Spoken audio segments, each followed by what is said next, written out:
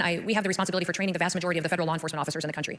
We do that, and they go out to different agencies across the country. Many of our state and local law enforcement officers get trained under the umbrella of the Department of Homeland Security as well. And we have several agencies that have become specifically skilled and trained to fight human trafficking. In fact, I've met with so many different groups that work in the space that you are and that you're passionate about and your advocacy matters for, that talk to me about what our HSI officers do every day. And maybe some of you are familiar with them, but our Homeland Security investigators are an agency that is a partnership with ICE that do the investigative work and specifically are the best in the world at going after traffickers. They go after them every day, and it doesn't matter what organization that I talk to, they say your HSI guys and gals are the best. They always are able to track down those who are trafficking individuals, find the ringleaders, and be able to rip that evil off by its head, and they are an incredibly powerful asset to have. And so I'm so thankful I get the chance to lead individuals like that and agents who get up every day to help save our children and to save women and men from the kind of slavery that we've seen. But let's face it, for many years at the southern border, because it was open, we saw trafficking like we'd never seen it before. The invasion that came over the border perpetuated the Biden administration literally losing 300,000 children.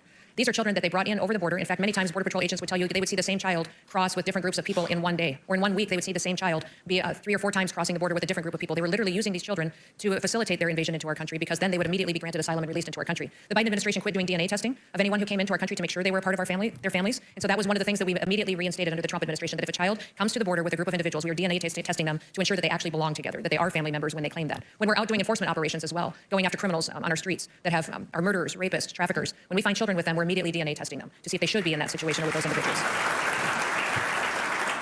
We have been able to relocate and to find over 10,000 children already so far. 10,000 children.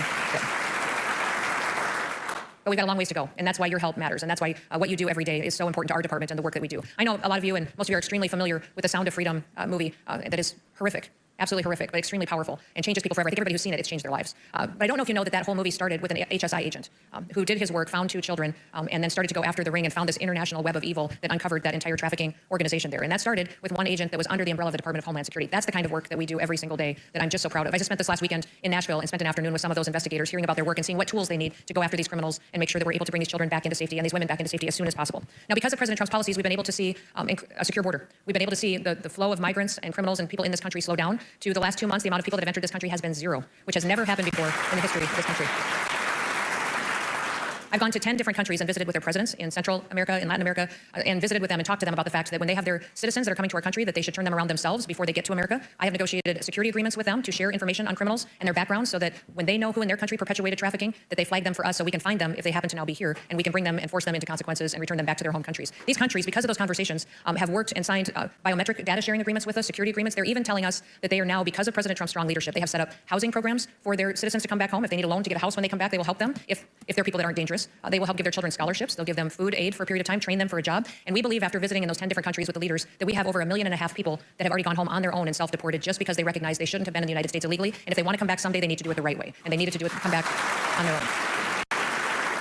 We are tasked to be the chair of the Forced Labor Enforcement Task Force here for the federal government as well. And so we have individuals within Homeland Security that work every day on forced labor. And I know you all have heard the story of the California marijuana grow facility and what was unfolding there at that facility. That is happening in other places around this country, that we will continue to bust up those operations. Do the investigative work necessary to make sure when we go in, we're able to bring those who perpetuated that type of violence and slavery, bring them to justice and incarcerate them and keep them in prison so they don't have the opportunity to be released and released over and over again like the Biden administration did. But also at that one facility, we found 14 children that were unaccompanied minors that were there. And we've often, I think 10 of them were under the age of 12 years old. And they were working alongside these individuals. And we had individuals that were working at this facility that were here illegally, but also were known child traffickers. And what was so shocking to me was to watch the fact that when these officers went in there to rescue these children and to bring them out of slavery, and we're still doing the work to find out if they were in sexual slavery or if it was forced labor, slavery only, but we'll do our due diligence on that. But what shocks me is that we had individuals that when our officers went in to save these children and to get these criminals out of this business, that rioters attacked them and threw rocks at them and tried to kill them. And that even with them was a sitting congressman that was in that group of rioters attacking our law enforcement officers, who actually took one of the business cards from one of our agents when he was talking to them and then held it up for the TV cameras to tell everybody who he was and how he should be attacked and be brought to justice for what he was doing there by doing his work there that day. Doxed him and exposed him and his family to threats from these folks that are trying to stop the enforcement efforts that our ICE and HSI officers are doing. This is the battle that we're up against. And one of the things I want to ask you before I close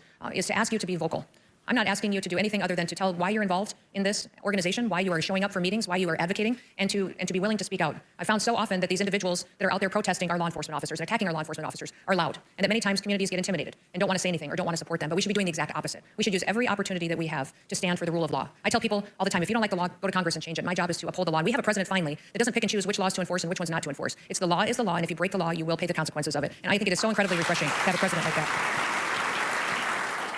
President Abraham Lincoln once said that slavery is founded on the selfishness of man's nature. Opposition to it is his love of justice. And that's what I hope you're all embracing today, is a love of justice, and that we live in a country that is still an example to the world. There is no place better to raise a family, to have an opportunity to own your own business, to live a successful life filled with joy and hope than in the United States of America. I hope you recognize that because you woke up here this morning, you're more blessed than 99% of the people in the world just because you woke up in the United States of America. And that is something we're incredibly grateful for. So thank you for the work that you do. Thank you for your support of going after those who perpetuate human slavery, trafficking, sexual slavery, and forced labor. It is an incredibly pervasive and evil network of individuals that is larger than I could have ever imagined. But I would tell you that if it wasn't for our individuals like you that have a heart for keeping it on the forefront of the conversation and helping us break the back of this evil, we would not have a country left. We would not have families left, and our children wouldn't have the chance to grow up and to be all that God envisioned and created them to be. So thank you for that. And I will open it up to any questions that any of you may have real quick. I know I went a little long, but if we have time for a couple, I'll sure take them. Yes, sir. Thank you for your steadfast leadership and for standing firm with the greatest president. As someone who's lived through exploitation and now advocating for others, I want to know what does leading with compassion look like when it comes to survivors? What does it do for what? I'm sorry. What does leading with compassion look like when it comes to survivors? Well, number one, with survivors, you need to spend time with them. You need to spend time with them. I think we live in a world right now where everybody thinks they have all the answers, and everybody thinks that they know the right thing to do and is so quick to speak. And one of the first things I feel like I constantly have to remind people is to listen, is to sit and listen. And especially when it comes to survivors, there's so much that we can learn.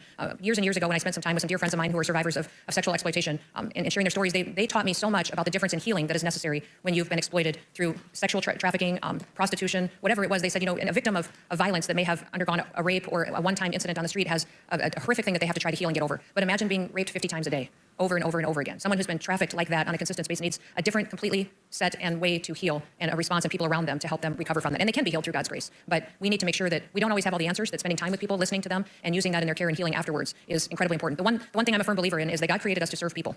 We are happier when we are fulfilling our purpose. So most of the time when I find somebody who's miserable, I'm trying to remind them to go do something for somebody else.